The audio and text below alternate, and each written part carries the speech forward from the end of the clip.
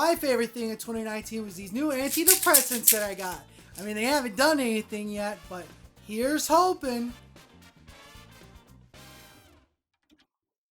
Are you an everyday nerd? Hit that subscribe button and turn on notifications so that you don't miss the next episode. Yo, welcome to Everyday Nerd. I'm your host, Zach Snyder. If you're new around here on Yin, we pull from every corner of nerd culture to talk about anything and everything that piques my interest. The year 2019 is finally finished. It's over, and now it's time for us to reflect on what exactly came out of it. Last year, I did an episode just like this, where I took inspiration from Super Eye Patch Wolf, and I talked about everything that I enjoyed from the year 2018. This year, I'm going to be doing the exact same thing. We're going to be going through a bunch of different categories: movies, music, video games, anime, TV shows, and YouTube, as well as some other miscellaneous stuff that I really loved this year. Not everything was released in 2019. Some of these things are old things that I had just experienced for the very first time in 2019, but that's the whole purpose of these videos, is at the end of the year, we wrap up everything that I experienced throughout that year. A couple of episodes from now, I'll also be doing my worst things of 2019 episodes, so stick around for that. We'll also be doing some end of the decade videos since the 2010s are over, which is really weird for me. But without further ado, let's just get into my favorite things of 2019. Much like 2018, I didn't play a whole lot of video games in 2019. Games are expensive, which is why I use Humble Bundle. Check out the link in the description to get Humble Bundle Choice, where you can get Street Fighter V and Middle-earth Shadow of War for only $15 this month. I'm not doing an ad spot at the end of the video, so that's your ad. You can go check out that link now. Anyways, I didn't play a whole lot of games. I played the beginning of Link's Awakening, the remake for the Switch. I'm really loving it, but I haven't finished it yet. You can look out for a video on that at some point in the upcoming year. Shout out to my roommate and friend Damien for getting me that for Christmas. But I'll talk about my favorite game that did come out in 2019 at the end of the video game section. First, let's talk about all the games that I really loved that I played this year. While everybody else was playing Kingdom Hearts 3, I went back and played the very first Kingdom Hearts for the very first time. And I ended up really loving it. While it's nowhere close to perfect, what I did love about it was its charm. The mix of Disney nostalgia and Final Fantasy characters with its whimsical music and fun gameplay kept me engaged for pretty much the entire time. I say pretty much because there are a lot of cutscenes in that game, and I know there's just going to be more and more cutscenes throughout that franchise, but I'm glad I finally played it. I also finally got a chance to experience Minecraft in all of its glory for the very first time this year, and well, I enjoyed it way more than I ever thought I would. As someone who uses my creativity to further my career and pay my bills, it was nice to take the time and create in a virtual world for the sole purpose of just creating. It was a fun game to play with friends, and it also helped me just do something while I was in the midst of a really deep depression. There was a lot of depression in 2019, which is why I played a lot of games and watched a lot of movies and listened to a lot of music.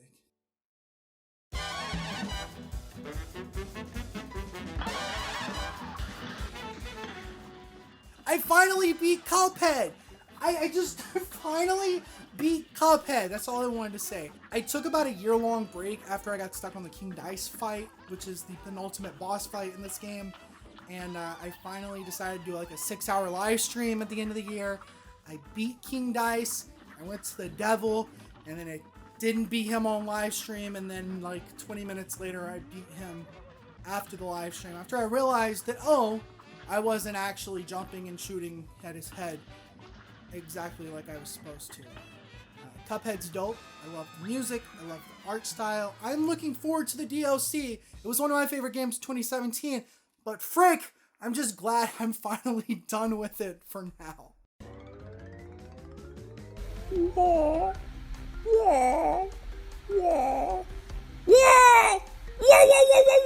I also finally got the chance to play the original Crash Bandicoots after getting the Insane Trilogy, and boy, it is dope. I played a bit of this game at a friend's house when I was younger, so I've wanted to play through it for years.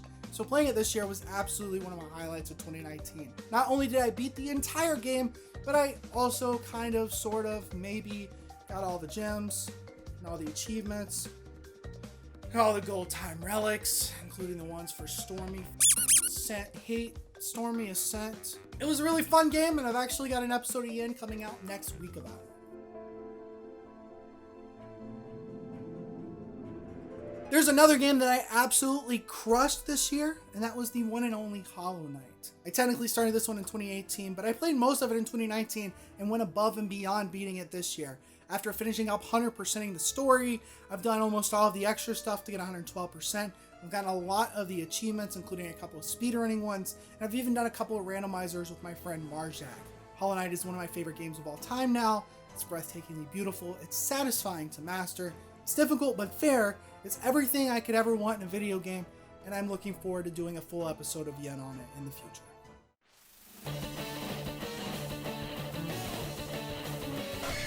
I finally played through a Pokemon game this year, and that was Pokemon Fire Red with my boy, Aiden from Blue Couch Productions. You can check out our full playthrough over on Lions Honor Gaming. The last few episodes are coming out very, very soon. It was very fun. As a first Pokemon game, it was a good starting point. I enjoyed it. It was fun to name these monsters funny names. But the coolest Pokemon thing I did this year was I finally got all 151 Kanto Pokemon in my Pokemon Go Pokédex. So that's hype, okay? I'm still playing the stupid game from 2016, but that was pretty epic. Also, I got to be a part of the monthly battle league over in my friend's community, Aiden of Blue Couch Productions. We have the Grizzled Gudras, ran by my good friend Zach of Zach Snyder Productions. Zach has never played competitive Pokemon, has never done a draft league, so it should be interesting to see how he adapts. Whether he'll do well or not, we'll just have to see. I did way better than I thought I would, actually winning some battles and improving every week. Plus, I ran Bidoof every single week, and he won most epicest Pokemon. So it was a pretty hype experience. Most Improved Coach award. The winner is Zach and the Grizzled Gudras. I didn't think anybody really expected Zach to win a game this season, but when he ended up winning several, it kind of surprised everybody. The best newcomer coach nominees, Zach and the Grizzled Gudras. The people's winner, Zach and the Grizzled Gudras. How could he not be? He had a Bidoof, he had some wild games, he had a pretty epic logo. Just game after game, week after week, this man making an impact on the people. We have a new category, the most epicest Pokemon, suggested by my good friend Zach of the Grizzled Gudras. These Pokemon were just pretty epic for one reason or another. and Bidoof. Did you know, fun fact, Bidoof actually got a kill this season. We didn't think it would happen, but in a pretty epic battle, Bidoof got a kill. And ran some pretty epic sets as well. Zach just showed that Bidoof, he's pretty epic. Last but certainly not least, I can't end this segment if I don't talk about Tetris. The past couple of years, I have been more and more enamored with NES Tetris. After watching some classic Tetris World Championship finals in 2017, I got more immersed in the NES Tetris community in 2018, and in 2019, I worked harder than ever before to increase my own personal score by over 100,000 points. I'm still nowhere close to being where I want to be, but I've definitely improved by a significant amount, becoming way more comfortable playing on level 18 and actually able to score on level 19, though I still need tons of practice there.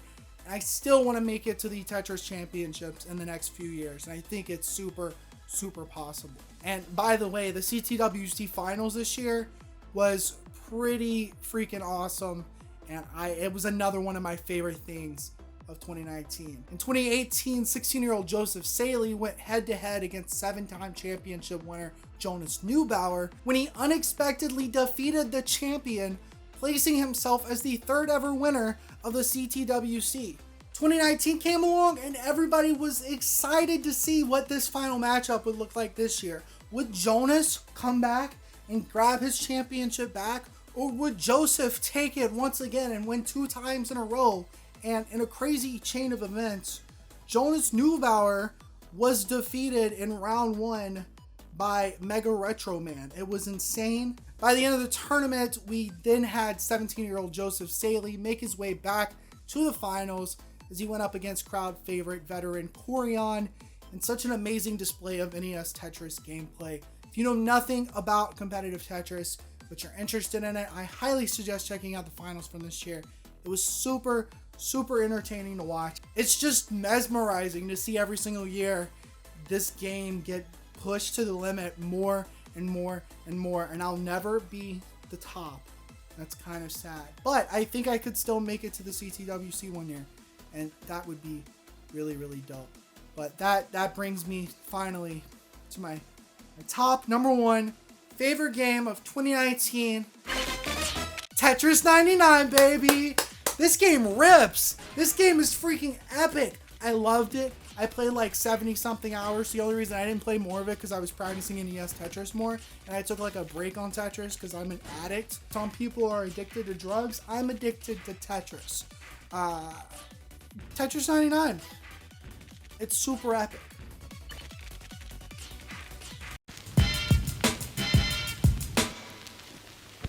I watched over 100 films last year, which doubles the amount I saw in 2018. And it's really cool because film is still kind of a fairly new medium to me. So this year I really had the chance to experiment a little bit more, explore new favorites, get experimental with the types of films I'm watching. And let's be honest, I still watched a lot of garbage. But we'll get into that in my worst of episode. Because this year I rewatched the entire MCU for Avengers Endgame, rewatched all of the Star Wars films in preparation for Rise of Skywalker, watched and reviewed all of the 2019 Oscar Best Picture nominees, and I also finally sat down and rewatched all of the Spider-Man films. Well, almost all of them. I didn't want to watch Amazing Spider-Man 2. Following up Spider-Man Homecoming, Far From Home was everything I wanted in an MCU sequel and more. Mysterio is an amazing villain. Peter and MJ's relationship finally started to blossom, and the ending made me want Spider-Man 3 immediately. No, not that Spider-Man 3, although Spider-Man 3 is unequivocally epic. I honestly love it a lot too. Speaking of epic, another Spider-Man movie that I saw for the first time this year that everybody was talking about in 2018 was Venom. Wait, not that one. Venom was pretty epic too though. Spider-Man Into the Spider-Verse is the best Spider-Man movie, hands down. With its brilliant animation and art design, its amazing hip-hop soundtrack that I'm still listening to on repeat, and its incredible devotion to fan service without ever feeling overbearing, Spider-Verse is fun, it's comedic, and even heartwarming at times, and I can't wait to revisit it more in the future. While I did watch a lot of superhero films this year, it's hard for me to say that I do not have superhero fatigue. In fact, I really don't know if I'll be jumping to see any superhero films in 2020 anytime soon. What I do know is that Avengers Endgame was the perfect ending to the 22 film long Infinity Saga. It may not be the best MCU film, I still personally enjoy Infinity War more, but it was some of the best moments in the franchise for sure. From the moment that Tony Stark, Steve Rogers, and Thor take on an arrogant Thanos for yet another battle for the gauntlet, this movie made me feel emotions that I can only describe as pure, unadulterated hype. If Infinity War felt like an event to me in theaters, Endgame was that on an entirely different level. It's the only film that I was okay with the audience exploding in excitement as these characters we had grown to love were taking on their biggest battle yet. I've gotten emotional while watching certain films in the past, but I don't think I'll ever feel the emotions that I felt when the entire MCU roster came back from the dreaded snap to face Thanos' army while Captain America grabs Thor's hammer and says those iconic words, "Avengers, assemble." In 2018, a film called Sorry to Bother You came out, and I was intrigued by its trailer, but I didn't get a chance to see it until a few months ago. As it turns out, this is now one of my favorite films of all time. Without spoiling a whole lot, Sorry to Bother You features Lakeith Stanfield as he works his way up the ladder in a telemarketing call center. It's directed by Boots Riley, a conscious rapper from the 90s. It features a lot of funny moments. It tackles deeper themes about capitalism and social media. And it takes some crazy leaps in the plot that I can guarantee you would never ever be able to guess exactly where it goes. It was wild. I loved it so much, and I'd recommend it basically to anybody. So go watch Sorry to Bother You when you get the chance. One of the coolest things in film I got a chance to do this year was explore different filmmakers, and the ones that I've enjoyed the most was Charlie Kaufman and Spike Jonze. I'm not going to go too much in depth here because I do want to do actual individual videos about these movies, but I watched these 4 films, and they're really good, and I highly recommend all of them. But I started with 2013's Her, which was directed and written by Spike Jonze, and I loved everything about it. Joaquin Phoenix plays a lonely writer who falls in love with an AI operating system voiced by Scarlett Johansson. It's a bit creepy in concept, and yet they do such a wonderful job at making it one of the most human love stories I've ever experienced in media. This film is both happy and sad at the same time. It makes you laugh, it makes you cry. It's a masterpiece, and it's now a personal favorite of mine. After watching her, I was interested in what else Spike Jonze had done, so I found out that he had worked with Charlie Kaufman as the director, with Kaufman as the writer. So I watched 1999's Being John Malkovich and 2002's Adaptation. I love both of these as well, and I highly recommend them, but I couldn't go throughout this video without talking about 2008's Synecdoche, New York. While Her was entirely Spike Jonze's vision, Synecdoche, New York was entirely Kaufman's. Directed and written by Kaufman, I've heard a lot about this in the past, and after watching it, I can't wait to recommend this to more people. To put it simply, this film is about a theater director whose wife leaves him, his life kind of falls apart, and after getting a grant, he attempts to create an insanely massive theater production that he thinks will be his magnum opus. There is, of course, themes of being a creator and worrying about dying without fulfilling your creative purpose, which I honestly really connect to. But at its core, this is a film purely about life itself. Philip Seymour Hoffman is fantastic as the lead role. There's tons of things that are outstanding on the first watch, but after knowing some things that happen later on in the film, I know that this will be a fun movie to rewatch for certain details. The film covers almost an entire lifetime, and there's so many dope editing choices that helps the pacing feel so natural that it simultaneously feels like I'm watching a long-running television show while also watching like a 2-hour film. I've genuinely never seen a film like this, and it's easily one of my favorite things I've watched this year. And with that, I have seen 39 films in total that released in 2019, but there's another 20 or so that are still on my watch list, so I didn't want to put out like an entire ranking video quite yet. I do want to do that at some point this year though. So here's a few of my favorite 2019 films, in no particular order, and here's some other films that I watched in January after I made the script that I also really liked that I didn't have a chance to actually talk about yet.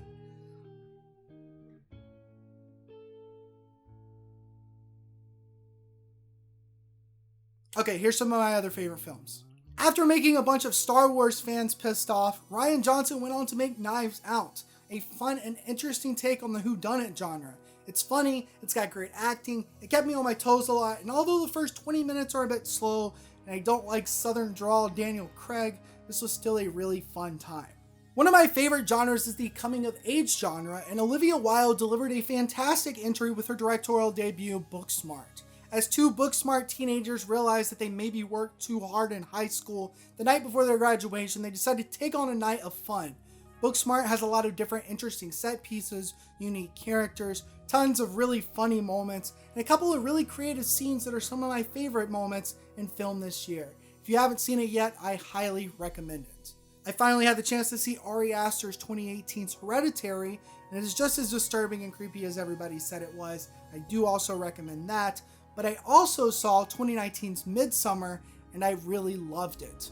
Midsommar is a masterclass in build-up without ever making me feel bored. Set in daytime Sweden, a group of college students go to a summer festival, and some disturbing events start to happen. It's a bit predictable as to what's going to happen, but those first 15 minutes get you immediately into the characters, and it's still that build-up that's what's so absolutely amazing about this film. There's a lot of great comedic moments. I love the relationship with the main leads. I'm still thinking about this film weeks after watching it. So I watched my first art house film, and it was wild and also kind of amazing.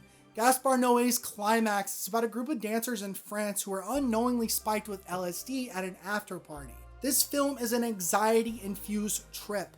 The first half is slow and subtle with captivating dances and thumping music, and then when the event takes place, everything just devolves into absolute chaos and madness. The actors are almost entirely improvising, the camera work is outstanding, and it makes Climax such an absolutely unreal experience that I'll never forget. Speaking of chaos, what's more chaotic than Adam Driver and Scarlett Johansson slowly hating each other more and more as they get divorced in Noah Baumbach's Marriage Story? I really loved this film, and it was actually the film that caused me to go out on my way and watch a bunch more films at the end of 2019. The leads do such a great job. There's an entire monologue by Scarlett, who is easily becoming one of my favorite actresses. The subtle editing is fantastic. Since it got an Oscar nomination, I'll be doing an entire video on it very soon.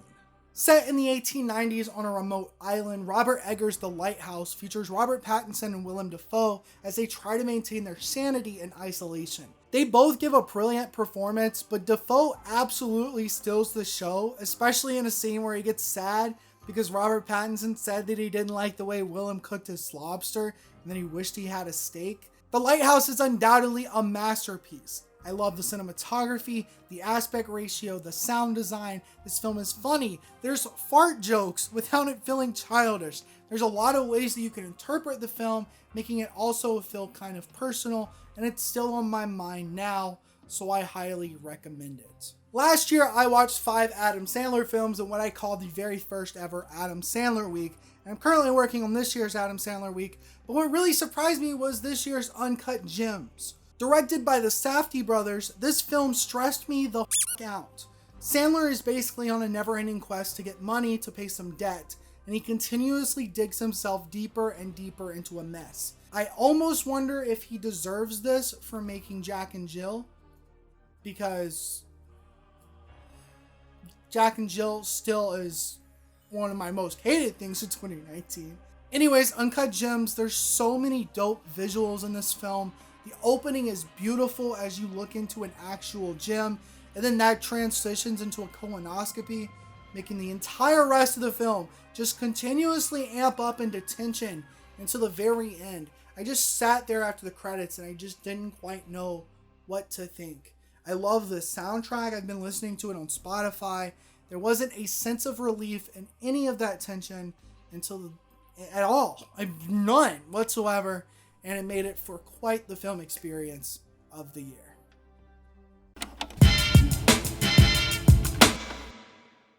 For some of my older viewers out there, you might know that the thing that defined me the most before all this YouTube stuff was music. I've been a musician for like 12 years now.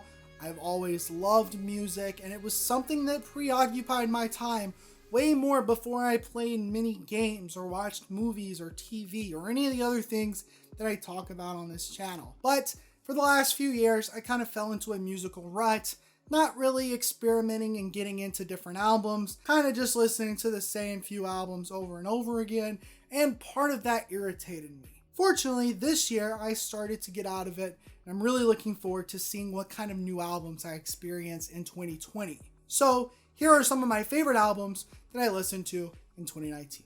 My favorite pop record of the year, hands down, goes to Ariana Grande's Thank You Next. I'm still listening to this on repeat. There's not a bad song on the album.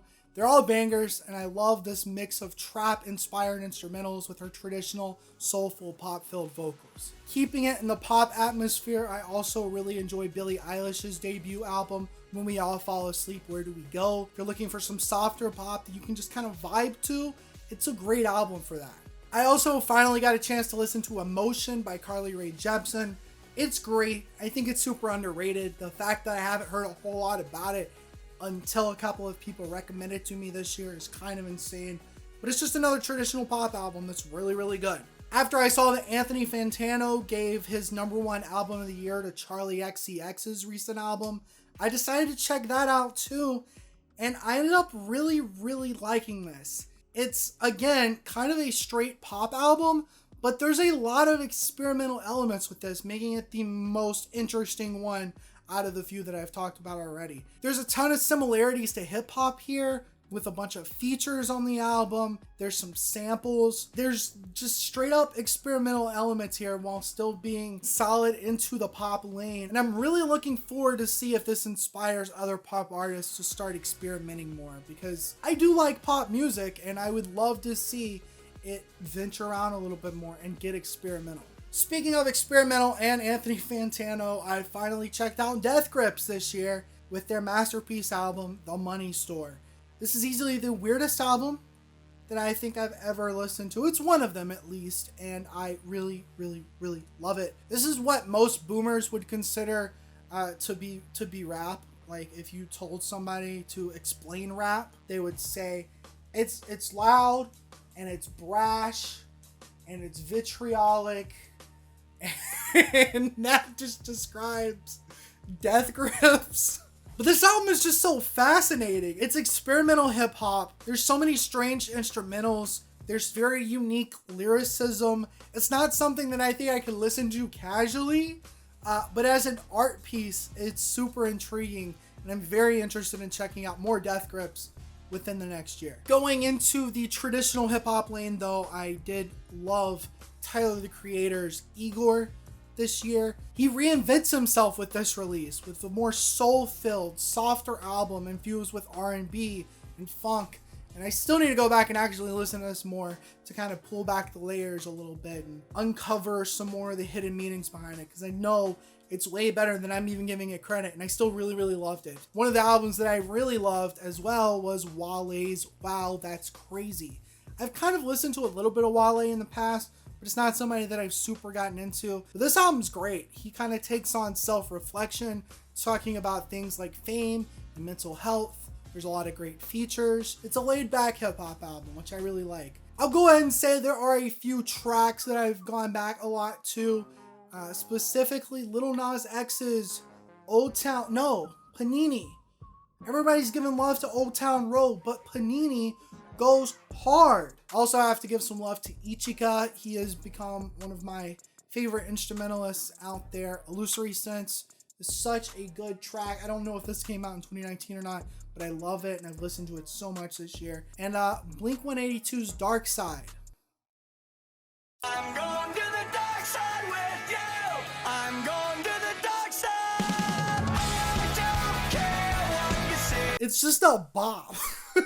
But I have to talk about the biggest musical event that defined my 2019, and that's the comedy music. I had so much fun putting a lot of creative energy into some crazy comedy songs with my friends Jay, Parker, and Aiden.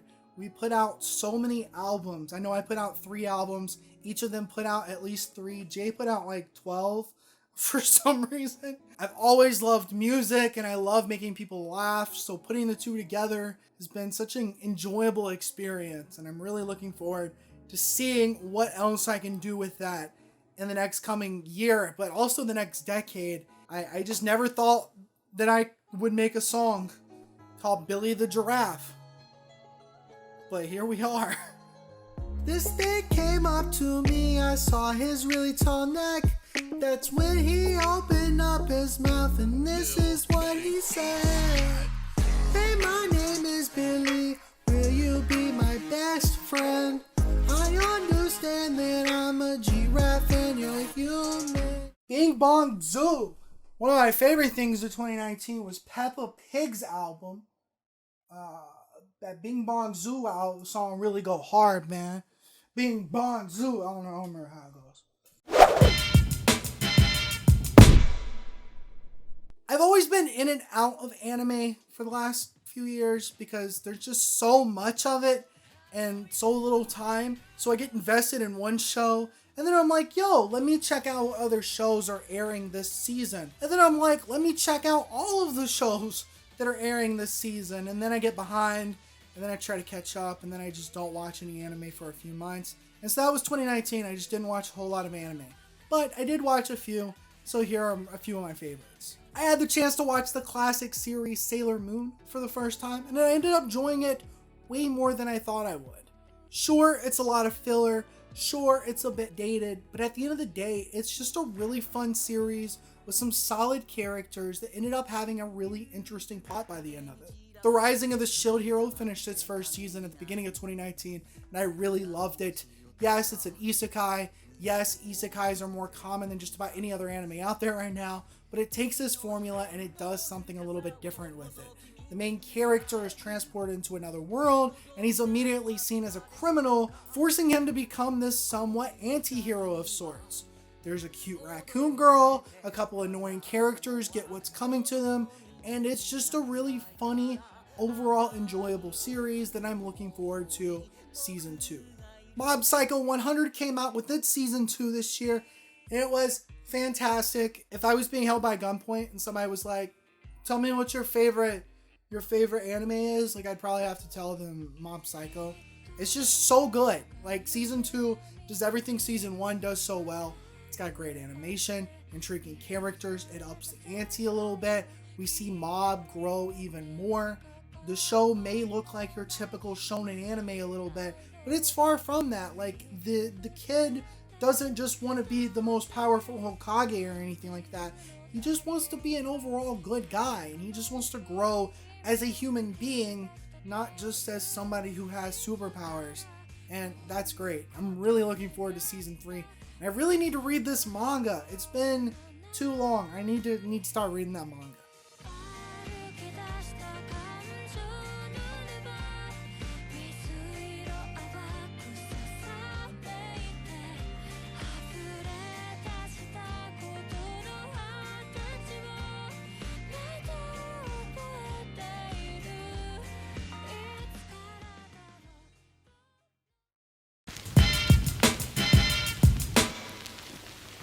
Well, I didn't see a whole lot of anime this year. I did watch way more TV shows than I thought I would. Season 5 of The Flash was epic. I love just about everything in it. And Season 6 is proving to be even better. I finally started watching CW's The Arrow, and I watched the first 4 seasons. Season 1 is pretty good. Season 2 is pretty good. Season 3 is alright. Season 4 is garbage. I gotta watch Season 5 at some point. Apparently it's the best one. But my favorite thing of CW from the past year is CW's Nancy Drew. As an adaptation of the classic children's books, Nancy Drew is... I'm just kidding. Nancy Drew Violet is bad. My favorite CW thing this past year is Crisis on Infinite Earths. Dubbed the Infinity War of the Arrowverse, Crisis is a massive DC crossover of epic proportions. It's so epic that it didn't even finish until this month. The first 3 parts came out in December of 2019, and then the last 2 parts came out in January 2020. I can now say with certainty that I loved just about everything about it. I'll be doing an entire video of Crisis on itself so that I don't spoil anything here. But it was one of the best crossover events ever. There was a lot of really cool cameos. I love what they do with Oliver's arc. It was epic. I'm looking forward to more Flash now, and I don't know what they'll do with more crossovers in the future. Same with like the MCU, but this was a really cool TV event. And I don't think we'll ever see a TV event like this ever again in the future. I ended up watching a lot of Netflix this year, catching up on some seasons from shows that I watched in the past couple of years. But my favorite live action show on Netflix was You. No, not You. The show is called You. I mean, you do be kind of looking cute today though, so you keep doing whatever it is you doing. You features Joe Goldberg as he finesses his way into the life of Guinevere Beck, a young aspiring writer. While at first it seems like the two meet naturally and fall in love, it quickly becomes apparent that Mr. Joel Goldberg has sociopathic tendencies, and he is able to manipulate a lot of people around him. Both Season 1 and Season 2 are freaking epic. Each episode will have you on the edge of your seat, waiting to see what happens next. Joe himself is a fairly complex written character, and I'm surprised at how he is even kind of able to manipulate me, the audience, the viewers of the show. So I definitely recommend You. I finished watching The Big Bang Theory this year. I'm very serious. I've been watching this show for years. And I finally watched the last 2 seasons with my family. And that finale, is going to make you cry. Sheldon's character arc, let me just tell you. I just didn't think he would make it this far. But Sheldon, Big Bang Bazinga indeed.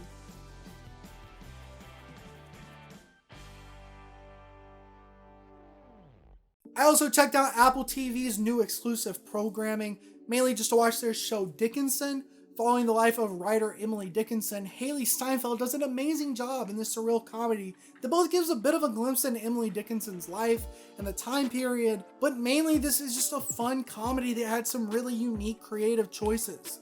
I really didn't see anything else on Apple TV that I was interested in, but I do recommend Dickinson. Maybe not watching on Apple TV. Maybe you can find another way to watch it, if you know what I'm meaning. My favorite TV show this year, and probably my favorite piece of entertainment this year though, was BoJack Horseman. Finishing up its 6th and final season at the end of January, I've never watched a show that had me so mentally messed up as BoJack did. Focusing on the life of a washed up 90s sitcom actor, BoJack Horseman deals with themes of depression, addiction, and change. While a regular sitcom follows a structure where each episode's main obstacle is resolved by the end of 30 minutes, BoJack follows a different approach, where main issues may never be resolved, because as it turns out, that is just life. This is a show that is mostly sad and depressing, and if you deal with depression yourself, you're probably just gonna get more depressed. But on the other side of things, I think that the writers of the show are giving you some hope as well. There's a ton of insightful commentary on change in behaviors and the difficulty it takes to truly change who you are, but at the end of the day, change is truly possible. The show's also just really funny and intelligent. There's a couple of episodes that are masterpieces in their own right, like an entire episode set underwater with very little dialogue. So the rest of BoJack Horseman came out while I was editing this video, and I've seen the entire thing now, and the ending was really, really good. I really love the last 2 episodes. They ended it exactly how they needed to, and this television show is a masterpiece, so I highly, highly recommend it.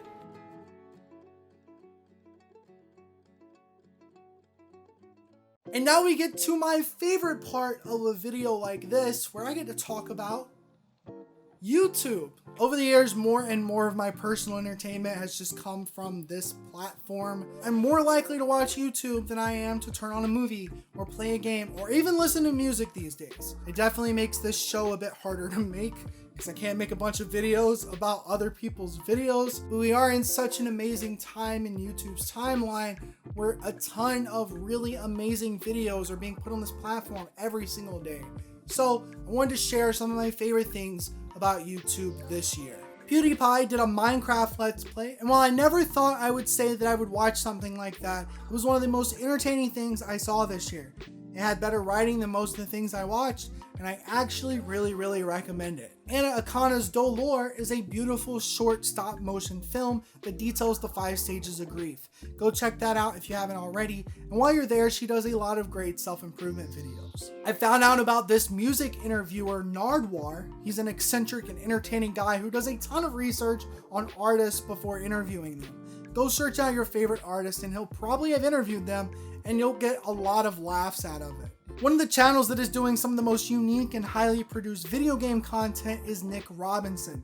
He did an entire documentary type video about the voice actor of the announcer from the game Super Monkey Ball. I've never played this game, I knew nothing about this topic, and yet it was a highly entertaining video with an interesting narrative, and it's not the only video he done this year that I really enjoyed. I love Guitar Hero, and while my personal Guitar Hero controller broke this year, I didn't stay away from Clone Hero content this year. We got a lot of amazing FCs coming out of the community this year, including the full solo series completely FC'd by Frosted GH. If you don't know anything about Guitar Hero, the solo series of songs are some of the most difficult charts to come out of the community, and a couple of those had never been fully 100% FC'd until this year by Frosted. So this was such an incredible achievement to watch. He was recently featured on Awesome Games Done Quick, so check out that showcase if you're interested in seeing really high-level Guitar Hero. And finally, in my own community, a couple of my friends and viewers did some really awesome stuff this year as well. They ripped off this show. I'm not joking. Aiden of Blue Couch Productions, he ripped off Your Everyday Nerd to create his own show called Back to the Video Games. He put out 10 episodes. Some of them are bangers, and I'm excited to see what he's going to do with it next year. Calfro also ripped off Your Everyday Nerd and created the new show. This was the single most unique piece of content I've seen all year. There are a couple of references to me in this show, as well as other creators in this community, and I really love it. JaytheZoomster ripped off Your Everyday Nerd with Pilot Season. I did help him with the graphics and thumbnail for this, so it's kind of my own fault. But he did the first episode of the show about community, so that was pretty epic. And I guess I should probably give a nod to Mr. KarionyteGaming of Manny the Movie Guy fame for creating his own Yin ripoff. Whatever this was. He didn't even try to hide it. Yeah. Yikes indeed. What is this, Parker? Parker, what is this? Parker, you can't just use your OBS and screen cap Your Everyday Nerd and put it in your video.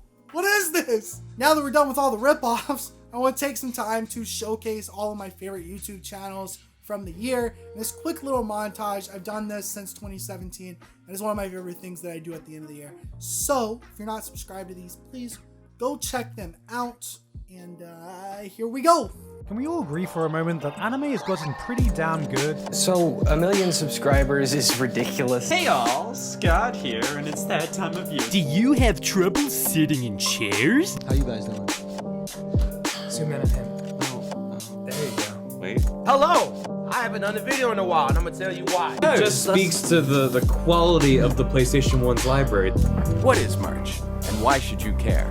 If I ran Nintendo today, I'd probably put out 5,000 pieces of creative content. What's up, you guys? It's Graham here, and Hey everyone, Anthony Fantano here. If you've ever used the LimeWire. But it was just released in theaters here in Los Angeles. I often hear people say that popular music isn't really worth listening to. I'm here doing another one of these things. Thought you was getting the whole thing, psych. now I need you to stay with me here. Hey guys, Thomas here. What is up, new fans? Welcome back to my channel. How you going? This is a baby human. Finally.